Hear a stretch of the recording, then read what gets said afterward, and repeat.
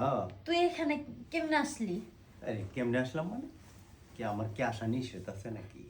আরে নিষেধ আছে না, তো মতো মানুষ গো আমার ভাল লাগে না, এসব বিরক্ত লাগে, দেখতে হয়ে গেছে আমি, আর ভাল লাগে না যন্ত্রণা। কেলি গিয়া আমারে ভাল লাগে না কেলি গিয়া?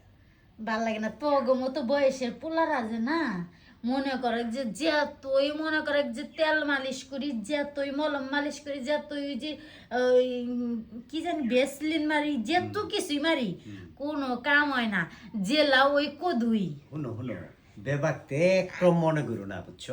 আরে আমি কত দেখছি, শত শত দেখছি, আচ্ছা, আর আচ্ছা। কইস না।